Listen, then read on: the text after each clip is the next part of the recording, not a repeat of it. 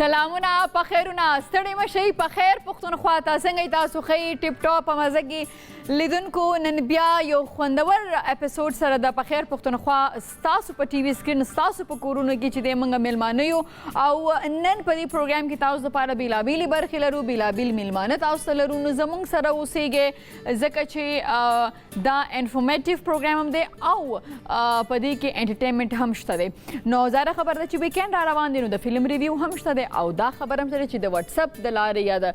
چې دا وخت تاسو کوم نمبر ښکاري دی د لارې چې کوم میسیجز موږ ته راغلي هغه هم زه نن تاسو سره پروګرام کې شاملوم یس او تاسو هم کولی شئ چې زموږ په دې پروګرام کې برخه والی زموږ د ایمیل اډرس او زموږ د واتس اپ د لارې او تاسو کولی چې هم پښتو ون سره ملګري شئ د انسټاګرام د لارې دا وخت تاسو زموږ چې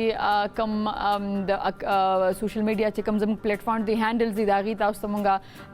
اډرسز ښکاري د فیسبوک د انسټاګرام د یوټیوب د ویب سایټ او د ټویټر بالکل هم پښتون په هر ځای کې تاسو سره ملګری دی نو تاسو کولی شئ چې د دې د لارې موږ سره ملګري شئ او دا وخت زه غواړم چې تاسو یو ورکوټي شان دمه والی د مینې وروسته راشئ موږ سره به میلماني او نن موږ سره هیرا خان ده او هیرا خان به ډېر مهم موضوع باندې موږ سره خبرې کوي زموږ چې کوم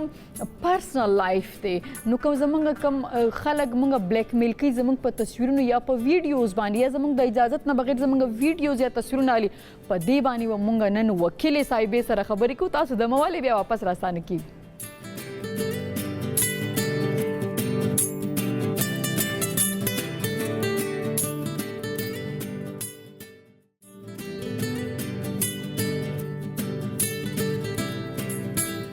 ستړي مشئ په خیر علي په خیر پښتونخوا ته هغه سوسایټي یا هغه ټولنه پرمختګ کوي چې تعلیم ولري او اوس ما سره چې کوم میلمناست دی هغه د تعلیم د علم دا رڼا چې د هغه خوروي ډېر لوی نوم ما سره ناست پروفیسر ډاکټر جهان بخت وایس چانسلر زری یونیورسټي ستړي مشئ یو جهان مننه ښه تاسو صحت ښه دی جي سر اول خو زه غواړم چې وروسته به راځم ستاسو د ژوند په هڅو باندې خو زه اول غواړم چې تاسو نو وپوښتم چې تاسو په خپله د کوم ځای د کوم علاقې سره ستاسو تعلق دی وړکوالی خاص کر ستاسو کومه علاقه کې تېر شوی دی بسم الله الرحمن الرحیم اول خو زه د هم پښتو ون شکریا ادا کوم چې هغوی ماته دا مقرره کړه چې ستاسو سره خپل نظر شریک کړم زما تعلق د پټخیلي سره خواته یو کلی دی خار نوم یادېږي ملکنډ ډسټرکټ دی هلته زما زیږون شوی دی او انیشلی سکول کم چې ابتدایي پرایمري او میډل ما د خپل کلي سکول نه ګورنمنټ میډل سکول خار اوس خو خیر سیکنډري هایر سیکنډري ته اپګریډ شوی دی باقي لسم جماعت ما د ګورنمنټ های سکول بټخیلې نه کړی دی هغې نه بعد اسلامیه کالج نه ما اف ای سی کړی ده او هغې نه بیا زه بیا زري پوهنتون ته لاړم هلته نه ما بیچلر او ماسټر ډیګري وکړه صحیح هغې نه بعد زه رالم قاید اعظم یونیورسټۍ کې ما یو 2 کاله ویستلي دي طالب علم په حیثیت نو زه به ستاسو واپس لاړ شم ستاسو د سکول لایف ته چې کله سکول کې وې نو اکثره نه چې ماشومان هغه ایج کې چې لکه هغوی ته د دنیا د ګرمو یخو تودوني معلومات نو هغوی اکثره وایي زه به فوجي جوړېږم څوک وایي زه به ډاکټر جوړېږم نو هغه ټایم خو ما خیال چې زري دغه خواته چې کوم دی فیلډ ته د خلکو دومره زیات ذهن یا نه ځي نو تاسو راته وایي چې تاسو وړکوالي کې غوښتل چې دې طرف ته راشئ که نه تاسو هغه وخت کې وایي چې زه به بل فیلډ له ځم چې کله ماشوم وئ زمونږ په خاندان کې زما مشر ډاکټر دی بل انجینیر دی بل انجینیر دی نو ظاهره ده د والدینو هم دا خواهش او زموږ د ذهنونو کې هم دا راچولي وو چې یاره ډاکټر جوړ شي نو هغه ډېره ښه پیشه ده نو زما خپل خواهش دا و چې زه یو بریسټر جوړ شم بریسټر خو بهرحال چونکې هغه کور کې دغه د ډاکټرۍ نو په دغه وجه زما رجحان دغه طرف ته و د بده مرغه زه په یو نمبر پاتې شوم د میډیکل کالج نه نو بیا ما دا فیصله وکړه چې زه به ډاکټر جوړېږم دا نوم به خامخا حاصلوم خو هغه د پی ایچ ډي په صورت کې خو دا ټایټل تاسو واغست د ډاکټر نو دغې وجې نه زه بیا زما سیکنډ چوایس تاسو درونو تاسو ویلي چې ډاکټر هم شته انجینیر هم شته نو راته وایي چې سورونه خویندې تاسو زما جی څلور رونه دي زه پنځم یم زه منځ کې یم دوه زما نه مشران دي د ټولو مشر چې دی هغه د خیبر پښتونخوا د محکمه اباپاشي اریګیشن چیف انجینیر پاتې شوی دی هغې نه بعد چې کوم زما ورور دی هغه په مانچسټر کې کنسلټنټ دی سپیشلیست دی ګیسټرنټرولوجیست دی ډېر ښه دریم زه یم څلورم هغه کینیډا کې سیټل دی هغه میکانیکل انجینیرینګ کړی نو هلته ډېر ښه نو ټول انجینیرز او ټول چې دی ټول اخرنی چې دی هغه په انجینیرینګ یونیورسټۍ پېښور کې اسسټنټ کنټرولر دی ډېر ښه او ماشومان ستاسو دي زه اکثر مانه دا خلک تپوس کې زما ماشومان خو په زرګونو دي ځکه چې زه یو استاد او ظاهره خبره ده زه یو استاد یم نو بچي خو بهرحال تاسو هغه لیټرلی سنس کې وای نو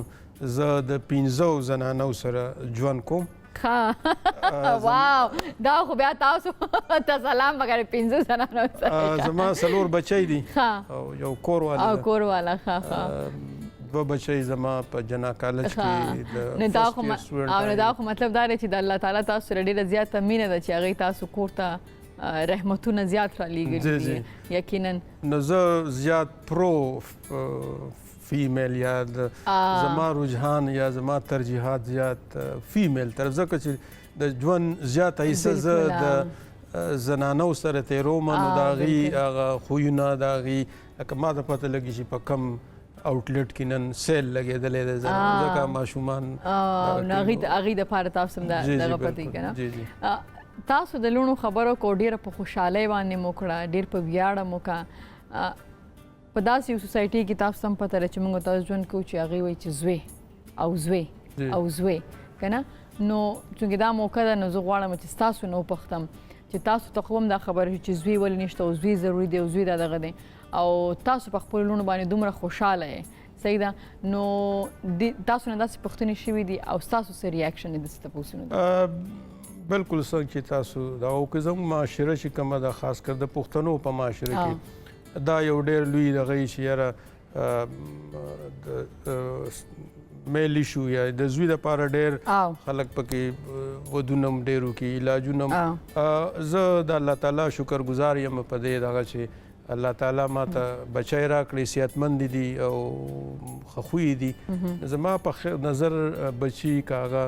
زنانه وي که نارینه وي چې هغه ښه انسانان جوړ شي ښه تعلیم وکړي نو زما نظر کې دا د ټولو نه غټه خبره ده زما دپاره د زوی یا د لور داسې څه زما زړه کې فرق نشته دی فرق نه ماته نه دی محسوس شوی او کله چې خلک درنه تپوس کوي نو هغې ته تاسو جواب سي بلکې پکار دی چې ډاکټر صاحب تاسو یو زوی وی اوس دا پکار داسې خبرې بلکې زه جی د لکه زما چې اولنی ماشومه راله نو زه دا به کور نه به فون زه خبره ده چې کور کې چې دی 15 فیمیلي نو خامخا چا به ورته فون کړي چې پروګرام نه راځي نو زر راشه چې مونږ دیزي ته بوځي یا مونږ دی آوټلیټ ته بوځو نن سبا سیلز هم ډېر زیات لګېدلي دي ځکه چې زه هم ډېره ګرځم شاپینګ باندې زما اولنۍ ماشومه چې راله زه خیبر هسپتال ګایني ما د مټای یو دغه راوړو هغه نرس ما چې دا ما دپاره ډېره خوشحالۍ خبره ده او صحتمند ده او روغه ده ما دپاره جي داسې څه نه میټر کې دا زه دا تاسو ډېره ښایسته خبره وکړه چې زما لور روغه ده رمټه ده او دا او نن سبا دور کې او هسې هم د هغې نه علاوه هم د انسان نه انسان پیدا کېدل او هغه روغې په صحت باندې نو د دې نه لویه خبره کېدی نه شي آی ویش چې ستاسو غوندې د خلکو د نورو خلکو هم دغه سوچي چې لور هم د چا نه کمه نه ده او چې ویلي چې لور رحمت دی د الله طرف نه چې کم کور ته ځي نو په دا موږ صرف وایو که په دې باندې موږ ځان پوه کړو دا موږ ومنو نو موږ به کله هم لوڼه یا خویندې چې دي هغه بوج نه ګڼو ښه دا دی چې لوڼه سبق وایي بلکل جی زما دوه ماشومانې په فرست ایئر کې دي جنا کالج کې دي ښه ډېر ښه او دوه ماشومانې د حیات آباد کې سکول فرنټیر یوت اکیډمي شپږم جومات کې دي نو هغې څه وایي چې موږ څه جوړېږو د هغې زیات سوچ کم طرف ته دی ما خو خپل بچو ته یو خبره ورته کوم چې ښه انسانان جوړ شي دا ضروري نه ده چې ډاکټر جوړ شي انجینیر جوړ شي استاز یا نور چې کمې پیشې دي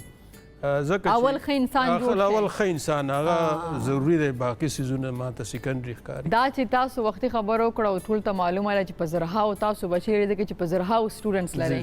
خو دا چې تاسو کوم بچانې تربیه کوئ او دې سوسایټي ته تاسو د یو څلور ښه انسانان ورکوي او د مور تعلیم او تربیه ولې ښه ده ځکه چې هغه پوره یو نسل ځان سره یوړي که نه، نو دا ستاسو د مېرمنې ډېر زیات لوی خدمت دی دې ټولنې ته او پکار دی چې هر مور پلار چې هغه بچي روړي هغه دا وګوري چې زما د دې بچي به دې ټولنې ته څه فایده وي، ځکه چې ډېر په ضرر هم رسي د دې ټولنې دپاره که نه، دا ډېر زیات امپورټنټ دی. ښه دا راته ووایي چې تاسو څنګه استاد وئ، سخت ګپشپي او که نه صحیح وبس؟ استاد په درې کرداره دی. یو کردار د پلار په حیثیت دی چې د کم چې سټوډنټان یا زموږ بچي دي چې د هغې موږ صحیح تربیت وکړو. صحیح ده. خو د پلار سره د کردار د یو دوست هم پکار دی چې هغه د خپل طالب علمانو د مسلو نه هم خبر شي چې هغې ته څه مسلې دي. نو زما چې کوم طبیعت دی زه نرم مزاج غونتی یم. نرم مزاج یې. بلکل جی. ما کې لکه غوسه ما ته ډېره کمه راځي او زما هر وخت دا سوچ شي ما نه څوک خفه نه شي، چا زړه ته زه څه ازار ونه رسوم. داسې چېرته موقعو کې راشي نو بیا زه خپل غلطي ریالایز کړم، کس نه معافي مو غواړم چې یاره زه په ټینشن کوم یا زما پوه نه شوم. نو خپله غلطي تسلیمول دا ما دپاره لکه اوس دلته اوس بیا که نه زه خو لکه زه هم ښځه یم که نه، نو زموږ چې کینو نو موږ یو ذهن ته بل سوال هم راځي. زه داسې ټاپک نه لږ بیا واپس تاسو پرسنل لایف ته راځم، ځکه چې زموږ نږدې فیملي کې هم داسې تېر شوي چې کله د ښځې ډېر زیات لوڼه کېږي نو هلک ته وایي چې ته بل واده وکړه، نو تا ته کور والا ونه وایي چې بل واده وکړه؟ یاره دغه طرف ته څه داسې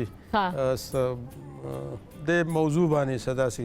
ځکه چې زه مخکې ورځو کې ماته نه پته، زما یو نږدې دوست دی نو ماته نه پته هغه د مور پلار یو زوی دی، نو څه خبره کېده نو وایي زما د پلار دویمه ښځه، نو ما ورته وکړه مې ستا پلار دومره دونه کړي؟ وایي او نو ما چې ده خو ډېرې ښې خویندې دي او دی هم ډېر ښه هلک دی. ما ته نو داسې خاندې وایي او که نه؟ وایي اصل کې وایي زه یو یم نو زما پلار وایي چې زه بل واده کوم نو زما به چې دی نو زوی بل زوی به مې وشي. هغه چې هغه واده وکړو د هغې ښځې نه هغې اډو بچي ونه شو، ځکه دا د الله په لاس کې دی، دا د انسان په لاس کې نه. ښه دا راته وایي چې زراعت خواته راشو نو که تاسو لږ موږ سره دا معلومات شیر کړئ چې زموږ د خیبر پښتونخوا ځمکې خو ډېرې زیاتې زرخیزې دي، خاص کر د سوات دي، نو که تاسو موږ ته وایي چې کومې سیمې زموږ د کې پي چې دي هغه زیاتې ښې دي او څه دپاره ښې دي؟ که د زراعتو په حواله سره الله تعالی د وطن له ډېر څیزونه ورکړي دي. که د دې ټمپریچر وګورئ د 48 سنټیګریډ نه ونیسه د -10 سنټیګریډه پورې موږ سره لکه ټمپریچر شته، نو دې کې مختلف فصلونه مختلفې میوې سبزیانې کېږي. د خیبر پښتونخوا حوالې سره چې موږ وګورو نو زموږ چې کمې علاقې زیاتې زرخیزې دي هغه د مردان، صوابۍ، داسې پسې لاړ شي 400 شوجي، سوات، خو هر علاقه د یو خاص څیز دپاره مشهور. لکه زه خپله چونکې هغه طرف ته سره تعلق ساتم نو سوات کې لکه اوس نن سبا ډېر ښه شلتالان او دې نه مخکې مڼې وې، اوس چونکې د شلتالانو باندې سپری ډېره زیاته ده نو دلته کیسز د کینسر هم رپورټ کېږي. نو اوس زمیندار لګیا دي هغه انارو طرف ته روان دي، انار دغه کوي. دې نه علاوه الوچې، خوبانۍ، او که تاسو وګورئ نو زموږ سوات علاقه په آف سیزن ویجیټیبل لکه چې کم چې بغیر موسمه سبزیانې دي، کالام او مدین او دغه طرفونو ته کېږي. که بیا موږ 400 طرف ته راشو نو دا ځمکه ډېره زیاته زرخیزه ده. دلته د دنیا د ټولو نه غټ نهري نظام دی کوم چې انګریزانو جوړ کړی دی. دلته ګني شو، جوار شو، غنم شو، ایون اوس نن سبا پکې دا سټرابري او خټکي پکې ډېر زیات کېږي. نو دا زموږ فوډ باسکټ دی، خو زموږ اصلي فوډ باسکټ چې دی دا سویلي طرف ته کم چې ډي خان علاقه زیاته ده، خو د اوبو مسله ده هلته کې. نو که دغه علاقه مونږ د اوبو لاندې راولو، اوس یو سکیم شروع دی چشمه رایټ بینک کینال، لیفټ کینال، نو د هغې په وجه باندې به زمونږ خاص کر د غنمو پیداوار سکل خو الله تعالی رحم کړی دی صوبې به مخکې تقریبا زمونږ غذایي ضرورتونه کم پوره کوله خو سکال غنم زمونږ دلته ښه شوي دي بلکې ټول پاکستان کې ښه شوي دي د 26 میلیون د دې ټارګټ تقریبا 28 میلیون شوي دي نو زمونږ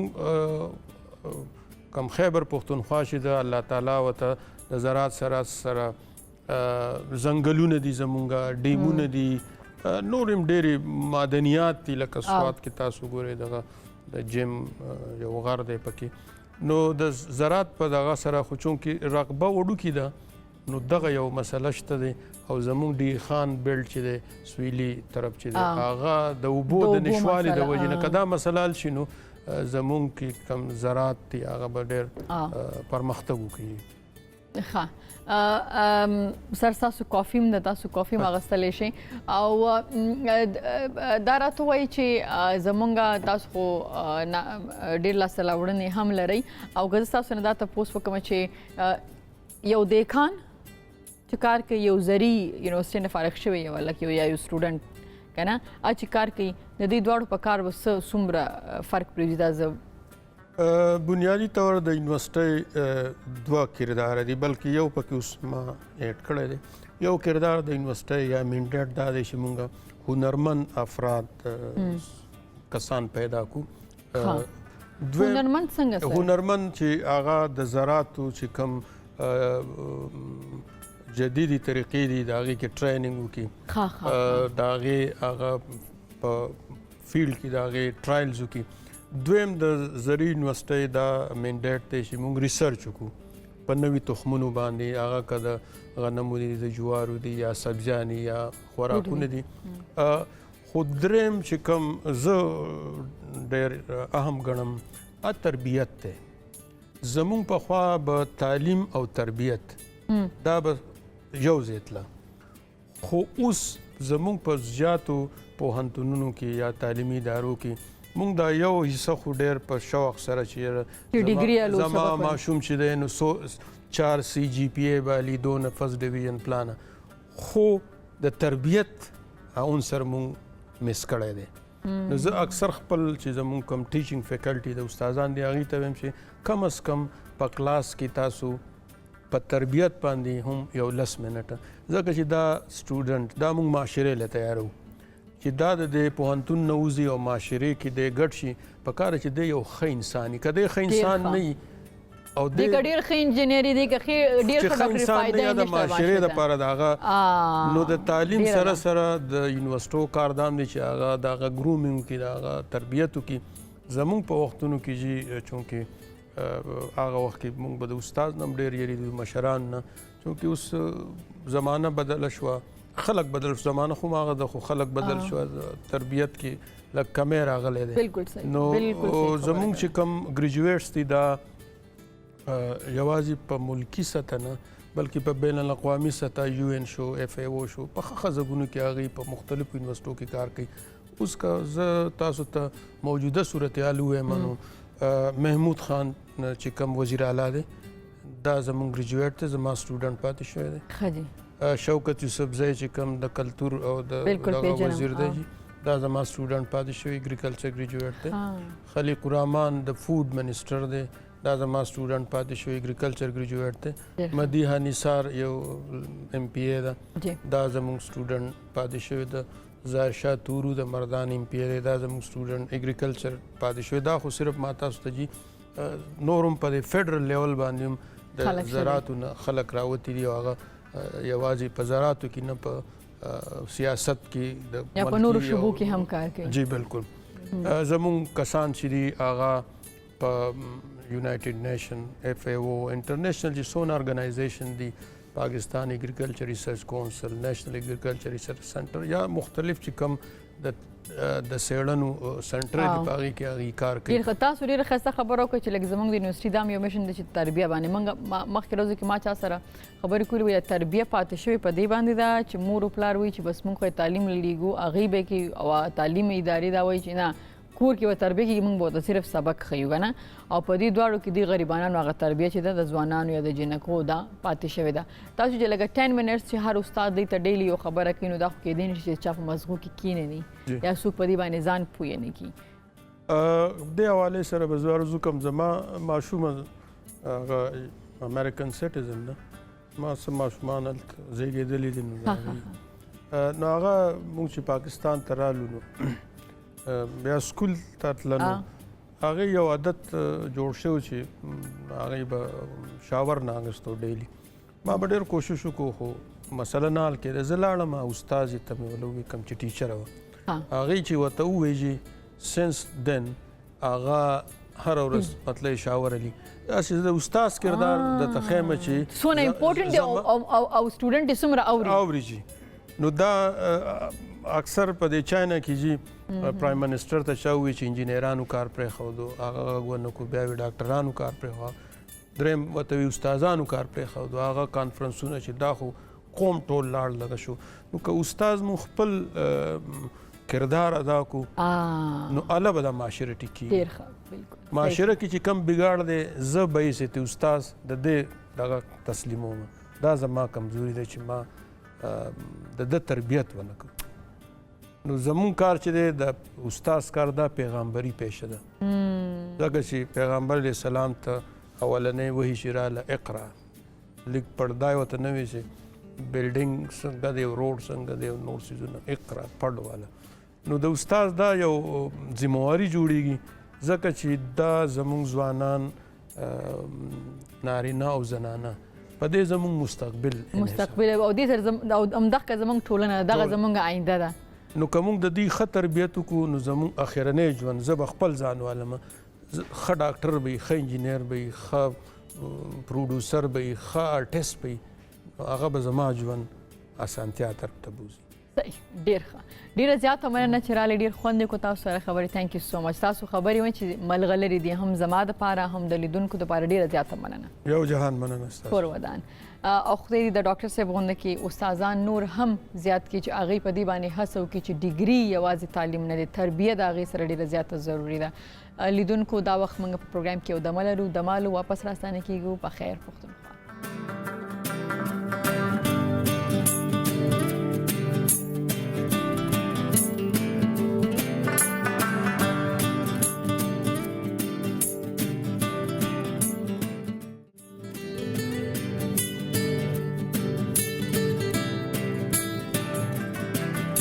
ستړي مه شئ په خیر علي په خیر پښتونخوا ته پرایویسي هر څوک د هر چا دپاره ډېره ضروري ده. یعنې که موږ چې ریلیشنشپ وي د مور د لور د پلار د ښځې د خاوند د ماشوم نو موږ وایو چې هر یو کس ته خپله پرایویسي پکار ده هغې ځان ته لږ څه ورته شخصي دغه پکار دی سپیس پکار دی یو کس له صحیح ده. نو دا خبره بیا اوس چې څنګه ټیکنالوژي مخکې ځي موبایل زره وتلول خو به چې ته د واده کومه کیمره مالې نه راځي کیمره به وه په هغې باندې به چې ته یو نیم واده کې وې د هغه په واده کې کیمره وه صحیح ده. اوس خو ټیکنالوژي راله د هر چا لاس کې موبایل دی او د هر چا لاس کې کیمره ده او بیا چې د چا په لاس کې موبایل یا کیمره د هغه ځان له دا حق ورکړي چې هغه د هر چا تصویر ویستی شي هغه د هر چا ویډیو جوړولی شي او هغه بیا په سوشل میډیا باندې ورکولی شي. نو دا کرایم دی دا جرم دی دی که نه دی په دې باندې موږ هیرا خان سره خبرې کوو زموږ لایر موږ سره د سټوډیو کې هیرا خان ستړی مه شئ. السلام علیکم. وعلیکم سلام څنګه هیرا ټیک ټاک تاسو وایئ الله کرم. اول خو زما چې کومې پوښتنې دي هغه زه غواړم چې تاسو سره زه شریکې کړم دا کرایم کې راځي که موږ د چا د تپوس نه بغیر د چا د اجازت نه بغیر د چا ویډیو یا تصویر الو. جی اول خبره خو دا ده چې دوه څیزونه وي په سوسایټي کې یو وي کرایم او یو وي چې کوم زموږ یو نوم وي که نه یو سوسایټي یو څیز جوړ کړی دی بد ګڼلی کېږي. نو دا خو انساني هغې سره هم یو بده خبره ده چې ته د چا تصویر اخلي یا ویډیو یې جوړې. هغې نه علاوه چې دی زموږ آئین کې چې د آرټیکل 14(1) دی هسې خو ټو بي اونیسټ زموږ په آئین کې چې دی داسې پریویسي باره کې څه ذکر نشته دی داسې ډایرکټ نه دی ویلی شوي. موږ ته فنډامنټل رایټس کې چې کوم دی نو دغه رایټ ټو پریویسي نه ده راکړی شوی. نو د دې باره کې یو آرټیکل دی چې کوم کې ویل کېږي چې ته د چا د کور د چار دیواري خبرې چې دی هغه نشي لیک آوټ کولی بهر په دې باندې یو شو چې هغه بین شوی و د هغې ریزن دا و چې هغې شو کې خولې شوي وو چې هغه ښځه خاوند ترمنځ چې کومه جګړه شوې وه نو هغه ویډیو خولې شوې وه هغې شو کې نو هغه خاوند بیا ویل چې دا زما د کور خبرې دي او دا دې په ټي وي نه خولې کېږي او هغه کوټ بیا آرډر ورکړی او هغه نو خو دا خو د هغه خبرې ما ته هغه شو یاده شو هغه دوبۍ کې وه جی دوبۍ او کې هغه ویډیو خو د هغه افیس په کوریډور کې ریکارډ شوه خو د هغې په کور کې نه وه دای په کور کې ښکوا او کنه خو دا د هغې یو فیملی میټر و د ښځو او د خاوند جګړه وه ښه ښه بیسیکلی د فیملی کې نشې ته د فیملی هغې ته نشې تللی میټرز ته او هغې کې ته نشې انټرفیر کولی نه ول ویډیو جوړولی شي نه ورکې څه ویلی شي دا زموږ آئین وایي زموږ فیملی یې پروټیکټ کړی دی بیسیکلی خو دا ایګزیکټلی نه دی ویلی شوي او بل دا هغه یو پریویسي او دا چې آرټیکل 14(1) دی دا دې دپاره هم جوړو چې دا پولیس والا چې راځي او تاسو بغیر د وارنټ نه تاسو کور ګوري تاسو تلاشي اخلي نو هغه شیز بندولو دپاره هم دغه جوړ شوی و آرټیکل بیسیکلی دا هغه سه پریویسي تاسو دغه کوله سیف ګارد کوله خو سه خلک داسې میوز کې چې وا زما کور کې جګړه شوې ده او زما ویډیو ویلی لیک آوټ شو نو بس هغه کوډ ډیفرنٹ انټرپریټیشنز کوي د سیم لا نو کوډ بیا د دا ایکسپلین کړو چې را دغه د کور جګړه و تاسو ولې ورکې خوله خو بیسیکلی دا هغه آئین دا آرټیکل د لپاره جوړ شوی ښه صحیح ده د رازدارۍ قانون څه شی دی پاکستان کې قانون لکه ما چې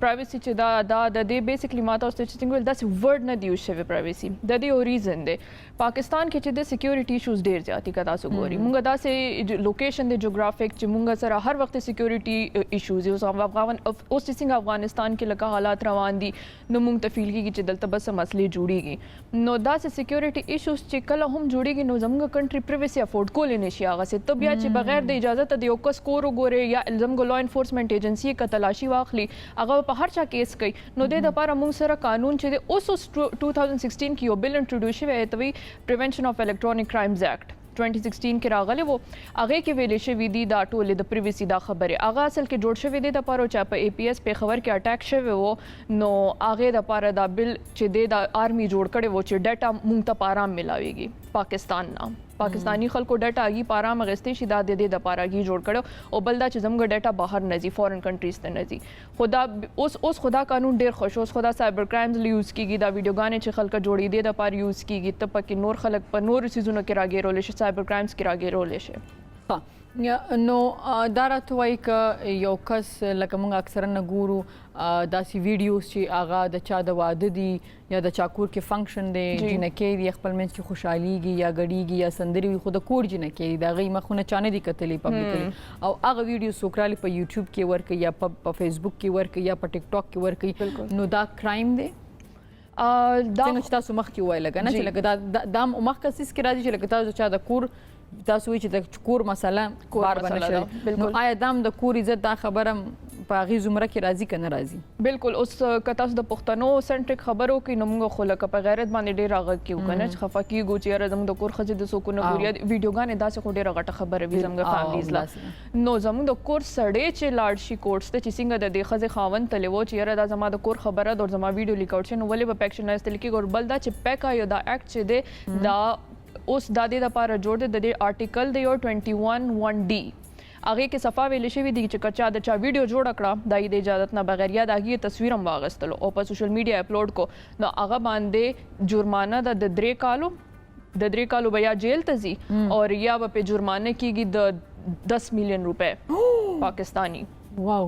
نو دا او جی نو دا اوس دا راته وایي چې ځینې خلک داسې هم دي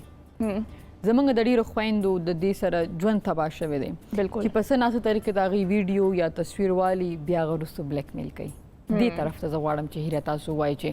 داسې خلک چې دي د دې دپاره څه قانون دی هغې باره کې زه غواړم دا جنرالي چې ویډیو جوړه کړي او بیا تا ته بلیک میلینګ کوي لګیا وي جنرالي ویډیو دا یا ستا پکچرز دي یا پرایویټ پکچرز دي یا ویډیو دا څیزونه والي او بیا تاسو بلیک میل کوي زمونږ دپاره خو زمونږ د سوسایټۍ دپاره خو چې یو ښځه یو جنۍ چې هغه د کور جنۍ ده او ته د هغه پکچرز والي یا تا سره سیلفي عام تصویر هم هغسې هغې دپاره خو تا مخکې وایي چې د پښتنو دپاره خو دا هم غټه خبره ده صحیح ده نو دا الګ بیا دا بلیک میل کوي چې ما سره خو تصویرونه دي یا ما سره خو دې وي ضروري چې خرابه ویډیو یا خراب تصویر خو تصویر هم د یو الګ سره هغه جنۍ یریږي نو دا بلیک میلینګ د ستاسو په نظر کې د قانون د لارې دې ته ویل کیږي بلیک میلینګ جنرally لکه زه تاسو اسه چکل فونونه نو درته خبره کوم ما تاسو بلیک میل کړی چې را دا فون می درته وکړو چې را دا او کغنی دا ما سره ستا دا دی بلیک میلینګ اسه هم یو کرایم دی دا خو کریمینل لا کې راځي دا کرایم دی بلیک میلینګ بذات خود کرایم دی خدا تاسو چې کوم یادوي دا ډیجیټایز بلیک میلینګ شو دا ډیجیټل اوس زمانہ د نن سبا د ټیکنالوژي دا به زموږ سایبر کرایم کې راځي سایبر کرایم دا زموږ سایبر کرایم کې راځي او د لپاره خو اف آی ای کې ډېر اکټیو وینګ دی زموږ د سایبر کرائم وینګ الته تلاړ شي خپل کمپلینټ رجسٹر کې آنلاین هم کیږي آنلاین هم په کالم کیږي کالم ورته کولې شي او اگې دا به آنلاین څنګه د دې خپل ویب سټ دی الته بزای د اف آی ای چې کوم ویب سټ دی الته بلاړ شي اگې سره یو فارم دی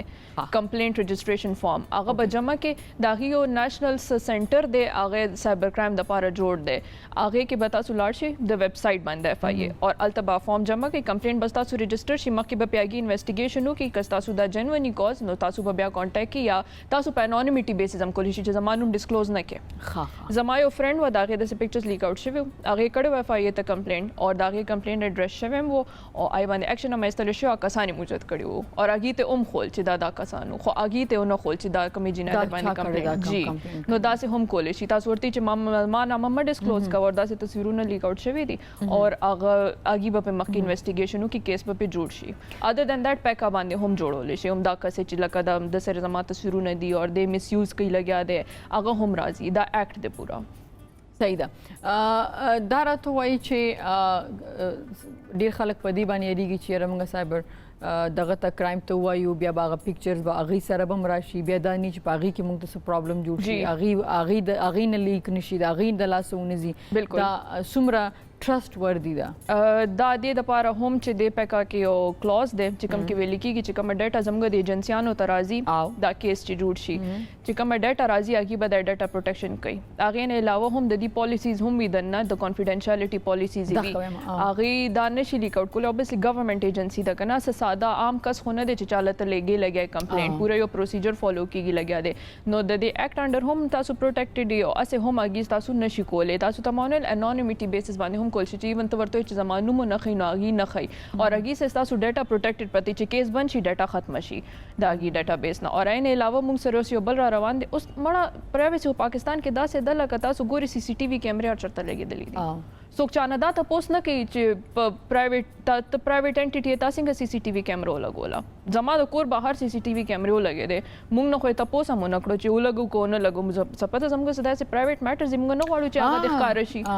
یا هغه د خلکو ګوري یا موږ د روزانه ګوري چې موږ چرته زورازو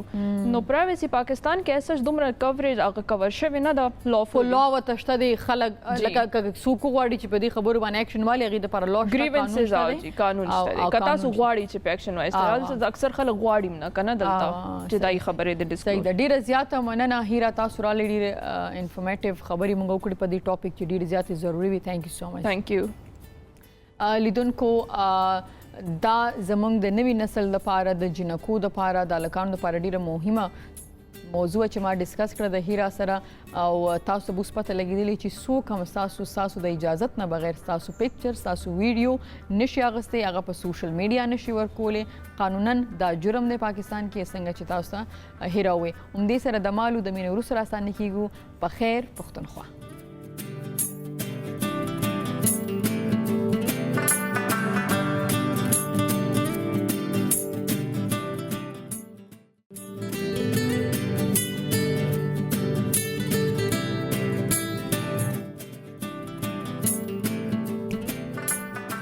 ستړي مشئ په خیر علي په خیر پښتونخوا ته ما ته پته ده چې سبا نه ویکینډ دی او ډېر خلک چکر ولځي خو ګرمي ډېره زیاته ده نو ډېر خلک دا وایي چې خاني کور کې سوري ته په ارام باندې کینو دا خبره ده نو بیا په کور کې به دونه اوږدې ورځې څنګه تېرېږي هم دونه اوږد ویکینډ به څنګه تېرېږي نو ډېر خلک زما غونډه کې سني فلمونه ځان ته شارټ لیست کړي چې دې ویکینډ باندې به زه دا فلم ګورم نو موږ په خیر پښتونخوا ټیم هم ستاسو لپاره یو فلم چې دی سلیکټ کړی چې نو تاسو له هغې ریویو راکوم ډېر ښایسته فلم دی د دې فلم کمال څه دی چې دا ماشومان هم کتی شي او لوی هم کتی شي دا یو انیمیټډ مووي ده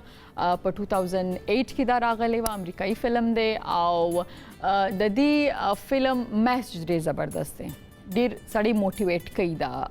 دا فلم کتو سره. نو د دې فلم بلک ډیټیلز تاسو ته وایم چې د دې فلم چې کوم هدایتکار دی هغه بریډ برډ دی او د دې لیکوال چې کوم دی هغه دغه د جان پینکاوا دی او دا فلم د دې میسج چې دی هغه لیدونکو دا دی چې که څوک وغواړي په رښتیا باندې چې هغه په خپل ژوند کې څه لاسته راوړنه ولري څه کامیابي ولري نو هغې دپاره اراده او هغې دپاره محنت ډېر ضروري دی. که تاسو محنت وکړئ نو که تاسو یو منګک ولې نه تاسو چې د څه شوق وي څه کار کول غواړئ هغې منځ کې هېڅ نور نشي راتلی او دا د یو منګک کیسه ده. ریمی یو منګک چې د هغه فیملی د یو بوډۍ په کور کې د هغې په چت کې اوسیږي او ریمی له خدای یو دا دغه ورکړي څه ورته وایي یو ټالنټ یې وله ورکړي دا به ووایم نو چې هغه څیزونه بوی کړي نو هغه ته پته ولګي چې دا خراب شوي دي یا دا څنګه دي یا دا تازه دي. نو د هغه پلار د ریمی چې کوم پلار وي هغه د هغې د منګکانو چې څومره هغه د هغې قبیله ده د هغې مشر وي نو د هغه پلار هغه د فوډ انسپکټر ولګي چې یاره ته به دا خوراک به ته ګورې او بیا به ته مونږ ته وایې چې یاره دا خوراک صحیح دی او که خراب دی. خو ریمی چې دی هغه په دې باندې خوشحاله نه ځکه چې د هغه د کوکینګ ډېر زیات شوق نو هغه چې د کومې بوډۍ په کور کې هغې اوسېږي نو هغه همیشه ځي هغه بوډۍ سره په ټي وي کې یو پروګرام ګوري د ګیسټرو هغه یو ډېر لوی شیف وي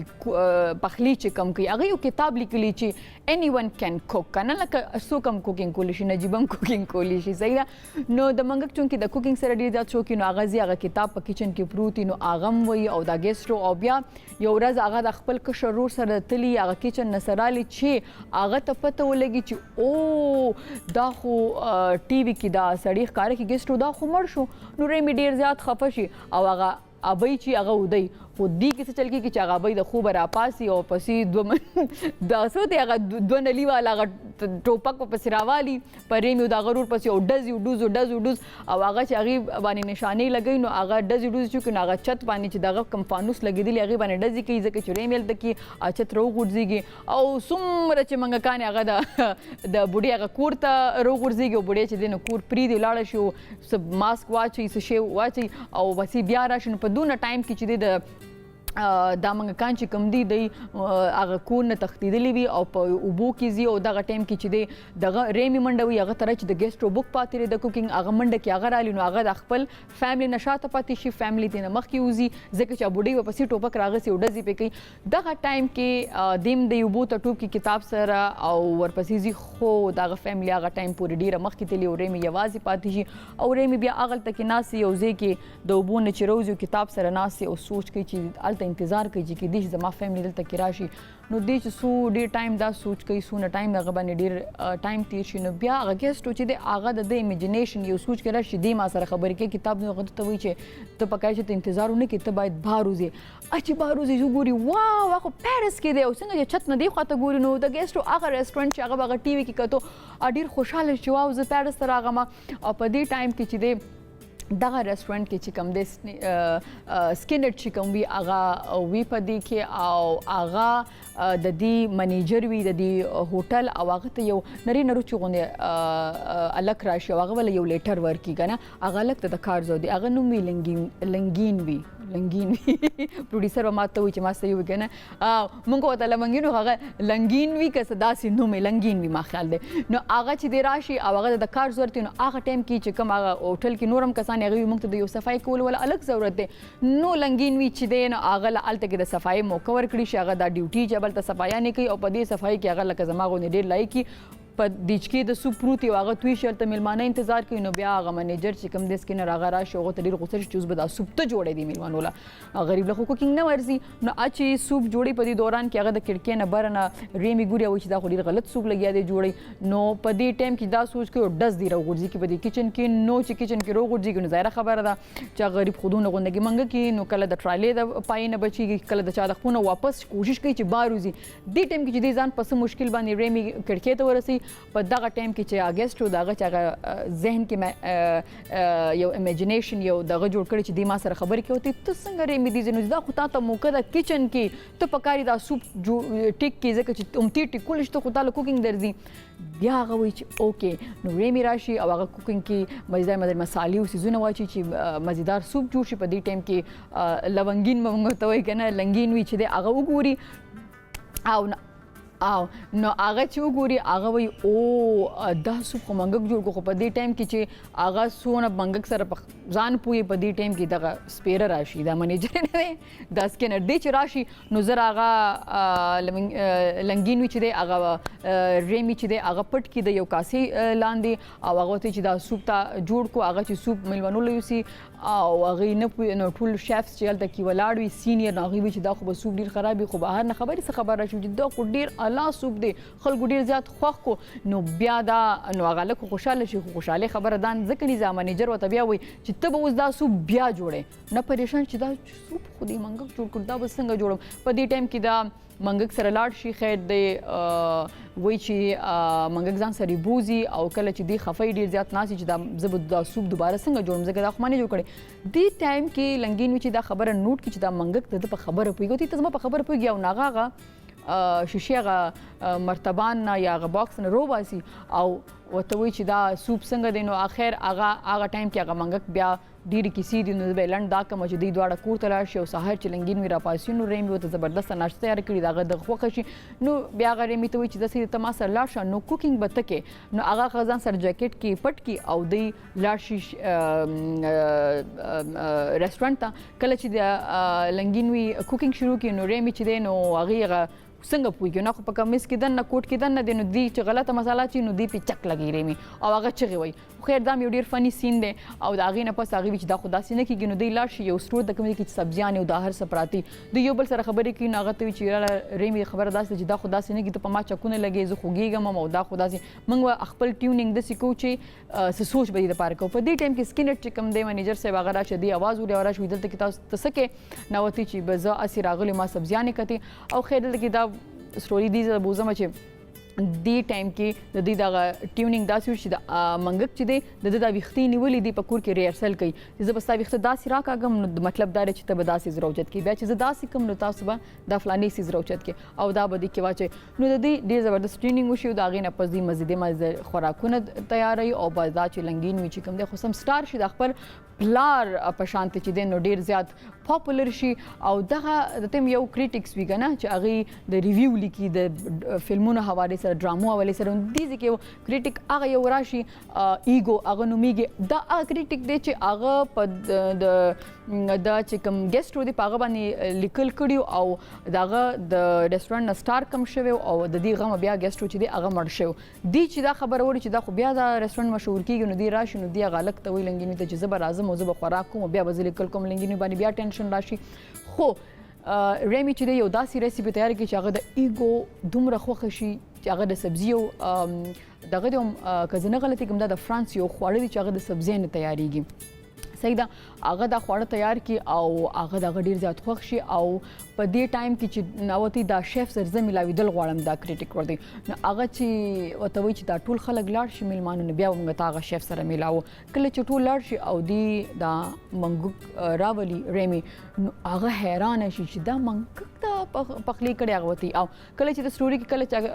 سړی لاړ شي ایګو هغه چې په دې رسپانې لیکل وکړي چې دا منګک دونه ښه کوکینګ کړی دا نو هغه د جاب وباسي وایي ستا مزه خراب دي دا خو چې کوم دی څنګه د منګک تعریف کړی رسټورانټ نو رسټورانټ ته خلکو ته پته ولګي چې رخه دادي کې خو منګک دی نو هغه رسټورانټ چې دی هغه بند شي صحیح ده او د جاب نه لاړ شي خو خبره دلته نه ختمیږي خبره داسې ده چې دا په دې ټایم کې په دې دوران کې دا خبره پته ولګېده چې دا کم لنګین وي دی دا د ګیسټرو زوی دی بیسیکلی او کم منیجر لالچي منیجر چې و بدخویه هغه ته دا پته وه ځکه چې کوم لیټر هغه راوړی و خو هغه نه و کولو کړی لنګین وي نو هغې کې دا لیټر چې دی هغې کې دا لیکلي شوي چې دا د ګیسټرو خپل زوی دی خو دا هغه منیجر پټ کړي او بیا د هغې نه پس هغې چې دا رسټورانټ بند شي نو هغې لاړ شي یو بل رسټورانټ کولاو کې په هغه ریسټورانټ کې ډېر چې کوم دی هغه ښه زبردست کوکینګ کوي او هغه د هغې د ریسټورانټ د چھت د پاسه چې دی هغه خپل چې کوم ټبر دی هغه دپاره ډېر زیات زبردست بندوبست کړي هغې هلته کېناست دي او ایګو هم چې دی وخت په وخت باندې راځي او دغه ریسټورانټ کې روټۍ خوري. ډېر خوندور فلم دی. نو مقصد دا دی که نه که یو منګک خوب ګوري د کوکینګ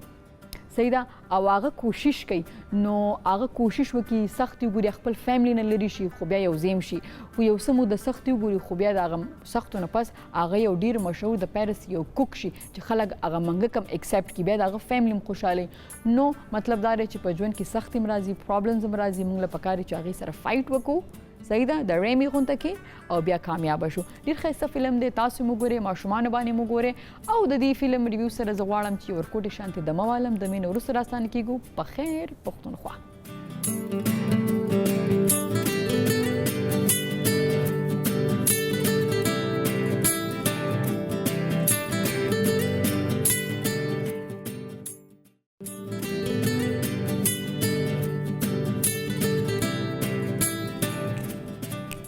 ستړي مشئ په خیر علي په خیر پښتونخوا ته لیدونکو زما چې کله دا پروګرام شروع کړی تاسو په وخت ما سره په دې پروګرام کې نوي الکان کتلی چې هغه نوي ځوانان چې هغه د موسیقۍ طرف ته راځي او ډېر ښایسته هغه که بیا ګیټار دی هغه که بیا رباب دی غږوي او ډېر خوند کوي. نو موږ سره سنان راغلی او سنان ډېر ښایسته رباب غږوي ډېر مزیدار. نو موږ وایو چې ولې نه داسې وکړو چې داسې به ډېر خلک چې هغه دا نشه افورډ کړي چې راشي کلاسز والي یا اسلام آباد ته راشي. نو موږ دا وایو چې د پخیر پښتونخوا او د سنان په هل باندې به داسې وکړو چې موږ یو سیګمنټ ده چا چې د رباب غږولو یا د نور انسټرومنټس چې کوم دي هغې طرف ته به هم ځو زده کولو خواهش لري نو دا یو سیګمنټ هم د هغې دپاره دی. نو راځئ چې ګورو سنان نن موږ رباب غږول زده کوو او څنګه راځئ چې ګورو. السلام علیکم تھینک یو نجیبه. زه یم سنان محبوب او زه به تاسو ته په دې سیګمنټ کې د رباب بیسک تھیوري او بلکې د میوزک بیسک تھیوري او رباب چونکې پښتنو یو ډېر پرایمري انسټرومنټ دی او تاسو ټول به د رباب شوق لرئ نو سٹارټ کوو بلکل د بیسک میوزک تھیوري نه چې رباب غږیږي څنګه او د هغې بیسک چې کومې خبرې دي په هغې باندې به موږ خبرې کوو. نو فرست لیکچر دا دی چې یاره جنرل میوزک څه شی دی میوزک وایي څه ته او په میوزک کې مونږ لکه لاولنی شی څه زده کوو. نو لاول خو دا ده چې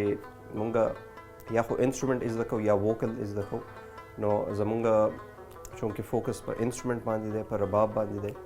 رباب یو سټرنګ انسټرومنټ دی مطلب تار والا انسټرومنټ دی. نو لاول به مونږ جنرل د رباب یا د جنرل میوزک خبره کوو. نو هغې کې زموږ سره درې کمپوننټس راځي میلوډي هارموني او ریدم. چونکې دا درې داسې کمپوننټس دي چې دا ډېر یو کامن ټرمز دي او امپورټنټ هم دي. میلوډي سمپل هغه ته وایي ټیون ته وایي یا یو سنګل سیکوینس آف نوټس ته وایي. هارموني چې دی نو هارموني بیا کمبینیشن آف میوزیکل نوټس ته وایي مختلف سازینې یا مختلف نوټس چې په کمبینیشن کې غږیږي نو هغه زموږ سره هارموني ده. ریدم بیا هر هغه پیټرن کوم چې ریپیټ کیږي لکه تبلې په شکل کې یا د ډرمز په شکل کې هغې ته موږ ریدم وایو. نو رباب چونکې میلوډیک انسټرومنټ دی په دې میلوډي غږیږي نو موږ زیات فوکس په میلوډي کوو او بیا به مخکې نور لیکچرز کې به موږ ریدم او هارموني په باره کې خبرې کوو. ښه نو رباب کې او نور انسټرومنټس کې مین فرق دا دی چې رباب کې زموږ سره درې میلوډي سټرنګز دي په کومې چې میلوډي غږیږي څنګه چې ما تاسو ته وویل د میلوډي هارموني او ریدم ذکر موږ وکړو. نو دا درې سټرنګز چې دي په دې باندې اصل کې میوزیکل سرونه غږیږي. نو میوزیکل سرونه یا میوزیکل نوټس چې ورته موږ وایو هغه زموږ سره نیچرل میوزیکل نوټس دي. نیچرل میوزیکل نوټس مطلب دا دی لکه تاسو چې په پیانو کې وګورئ پیانو کې چې دا وایټ کیز دي دا زموږ سره ټول دې ته وایي په ویسټرن میوزیک کې دې ته نیچرل میوزیکل نوټس وایي. او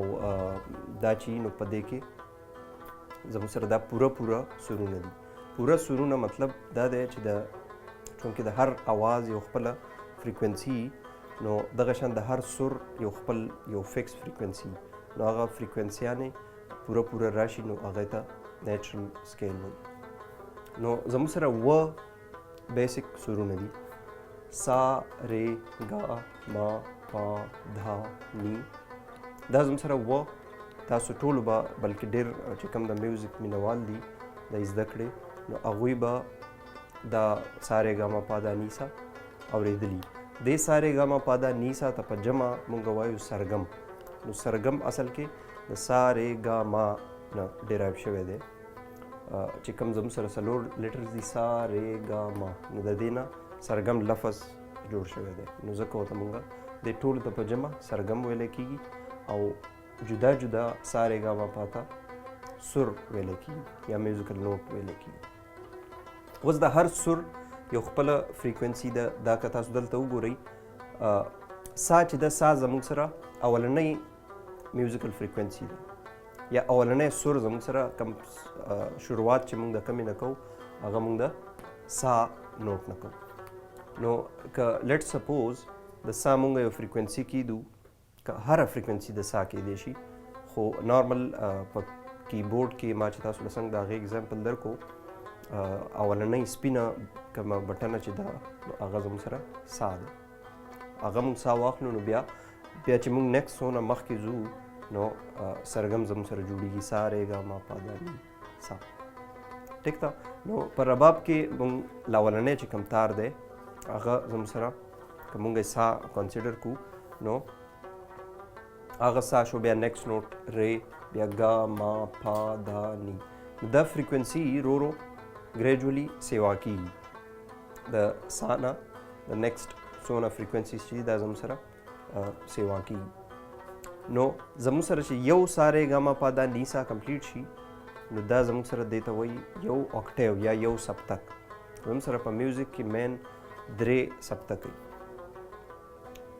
یا انګلیش کې دې ته اوکټیو وایي. لاولنی اوکټیو چې دی نو هغې ته وایي مندرا سپتک. منځني ته وایي مدیا سپتک. اخرني هایر اوکټیو ته وایي تار سپتک. لکه که تاسو باجه وګورئ هارمونیم نو هغې کې چې کوم کیز وي نو هغې کې زموږ سره 3 سپتکه پوره کېږي. په پیانو کې چونکې سپتک سیوا وي نو د هارمونیم چې نو هارمونیم سره نارملي مونږ سنګینګ کوو غزل ورسره وایو یا ورسره څه ګانا سندره وایو نو هغې کې د انسان چې کوم ووکل رینج دی نو هغه 3 سپتک پورې دی. نو په رباب کې چونکې غږیږي خو 3 سپتکه په سیم ټایم نه ځکه چې تاسو کله لاندې سټرینګز ته راځئ کوم چې زموږ سره اخرنی تار دی نو هغې کې بیا مشکل شي هغې پرفیکشن سره نه غږیږي خو نارملی رباب په 2 سپتکو کې یا 2.5 سپتک کې غږیږي. ښه نو موږ د رباب ذکر وکړو نو اوس د رباب د ناستې طریقه زه تاسو ته وایم چې دې ته به کښېنئ څنګه. نو د دې سمپل دا طریقه ده چې کوم د رباب دا چې کوم پارټ دی نو دا ستاسو د ښي طرف ته دا تای چې دی په هغې باندې دا پکار دی. بل ستاسو دا رباب لږ په اینګل پکار دی مطلب نه داسې ډېر لاندې پکار دی نه ډېر بره پکار دی خو چې دا بالکل په اینګل وي. بل دا چې زموږ سره کوم یوز کېږي دې ته چې موږ شهباز ورته وایو په ساده پښتو کې دې ته موږ پیک هم ویلی شو سټرایکر ورته هم ویلی شو. د سټرنګ څونه انسټرومنټس چې دي په هغې کې یوز کېږي. د رباب دا چې نو دا نارملي زه به دا ریکمنډ کوم چې هغه تاسو د لرګي شهباز یا د ښکر شهباز استعمال کړئ چې لږ هارډ هغې کم چې دا تھکنیس وي چې لږ شان د دې هغه هارډ وي مطلب دا ډېر لایټ شهبازونه پلاسټک والا زه پخپله نه ریکمنډ کوم. نو نور خو چې تاسو ته کم ایزي ستاسو ګریپ پرې حاصل. بیا زموږ سره شهباز چې دی نو د شهباز نه یو دا طریقه ده چې تاسو دا ستاسو انډکس فنګر چې دی دا تاسو فل داسې بینډ کړه شهباز په دیزي باندې تاسو کېښو او ستاسو ګریپ په دې داسې پکار دی چې بالکل دا تاسو لایټ نیولی نه به ډېر ټایټ نیول پکاري نه ډیر زیات لایټ خو چې په دې ستاسو ګریپ سیټ ټیک ده. بیا دلته د لاس ته ایښودو دا طریقه ده چې په دې ایریا باندې ستاسو لاس پکار دی، نه ډیر دلته پکار دی، نه ډیر زیات لاندې پکار دی، خو دا چې کوم ایریا ده په دې باندې ستاسو لاس پکار دی.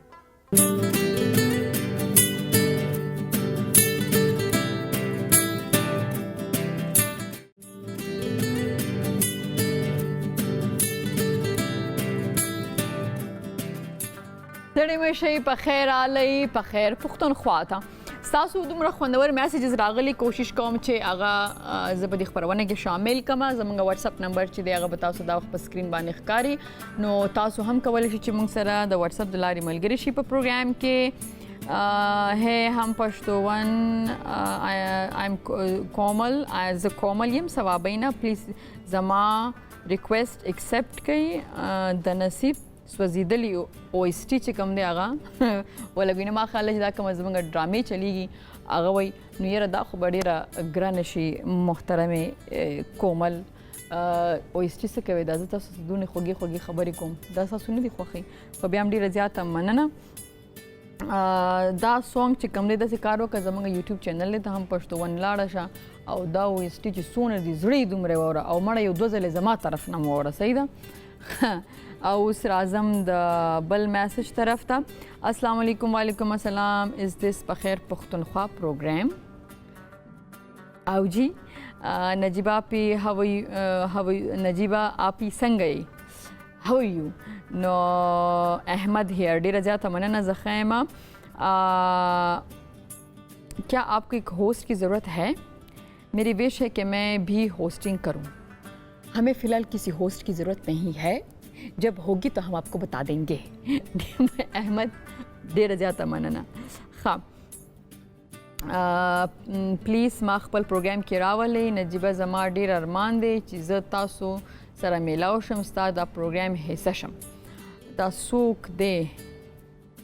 الله پاک دی راشد خان ته په نکاح کا هو ما خپل پروګرام کې شامل کا. منجن بدرنګ راغلی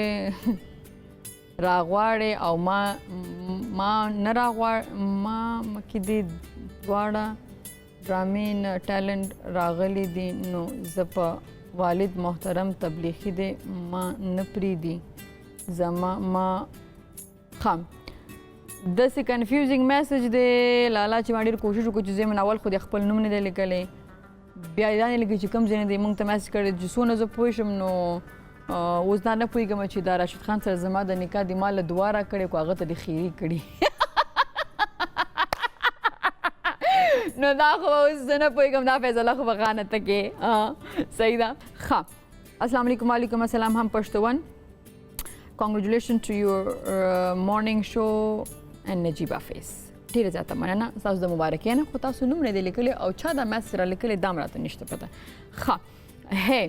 we want Khalifa Khan, famous TikToker of Sawat in Pakhair Pukhtunkhwa. Okay, famous TikToker. صحیح ده. زما ټیم ته دا میسج ورسېدو، هغوی به دې سره رابطه وکړي انشاءالله. راتلونکي پروګرام کې به ستاسو فرمایش موږ پوره کړو، خو خپل نوم موږ ته ولیکه چې ته څوک یې. ښه السلام علیکم. وعلیکم السلام. زما نوم ضیاءالدین دی او زه د بشام یم. مونږ هم پښتون پروګرام مونږ ګورو، خو نجیبه ته ډېر خبر کوم چې تاسو جهانګیر خان راولې پروګرام ته نو ډېر وښیي. صحیح دا میسج خو مخکې هم راغلی او ما ویلی مو جهانګیر خان صاحب خو 2 میاشتې مخکې زموږ پروګرام کې راغلی وه او بس هغه زموږ د هغه کلیپ هم دونه زیات مشهور شوی دی. دا چې د مشهورتیا لږه کمه شي که نه نو بیا به جهانګیر صاحب خامخا راغوړ. هغه ستاسو فیورټ نه دی، هغه زموږ د ټولو ډېر زیات فیورټ دی. د ټولو نه یو ځل بیا ډېره زیاته مننه کوم چې واتساپ باندې موږ ته دا میسیجز را لیږلي وو. تاسو موږ ته ایمیل هم را لیږلی شئ contact@hampashtun.tv د لارې. لیدونکو دا و زموږ نننی پخیر پښتونخوا پروګرام.